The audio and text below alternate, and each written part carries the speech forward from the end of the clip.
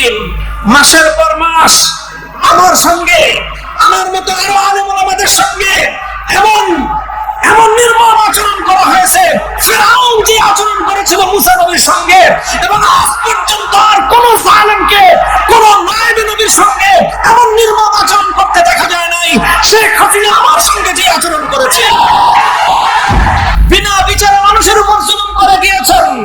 2009 সালে 57 জন সেনা কর্মকর্তাদেরকে নির্মমভাবে হত্যা করেছেন।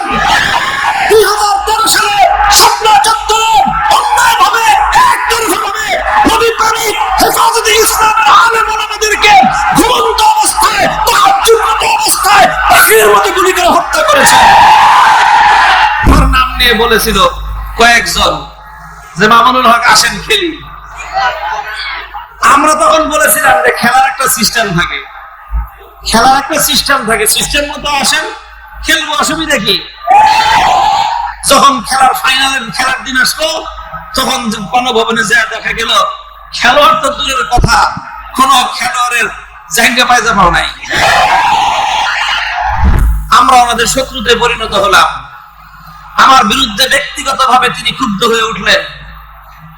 আমার বিরুদ্ধে এমন কোন ষড়যন্ত্র নাই যেটা তিনি করলেন না। জাতীয় সংসদে দাঁড়িয়ে তিনি আমাকে আঘাত করার চেষ্টা করলেন, ঘায়েল করার চেষ্টা করলেন। একদিন দুদিন নয়, বন্দি করে 3 বছর আমার সকল সঙ্গী সাথী, প্রায় 1200 সাথী সহ 1200 সঙ্গী সহ আমরা কারারুদ্ধ হলাম। 40 দিন পুলিশের রিমান্ডে থেকেছি একচিল্লা। আমার 1200 সঙ্গী সাথী সব রিলিজ, আমাকে ছাড়ে না। নির্বাচন করলেন, তাও ছাড়ে না। নির্বাচন করে যখন ক্ষমতা পাকাপোক্ত হলো, মনে করলো যে এখন আর কোনো ভয় নাই, তারপরে আমাকে ছাড়লেন। তো মনে করেছিলেন কোনো ভয় নাই। দেশের মানুষও মনে করছিল যেইভাবে সাজায় বসছে এটাকে আর নামানো সম্ভব না।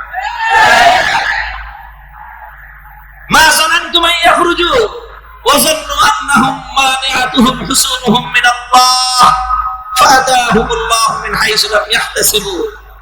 আমরা মনে করতাম যেইভাবে সাজাইছে, পুলিশ সাজাইছে, র‍্যাব সাজিয়েছে, প্রশাসন সাজানো, সব তার হাতের মুঠোয়।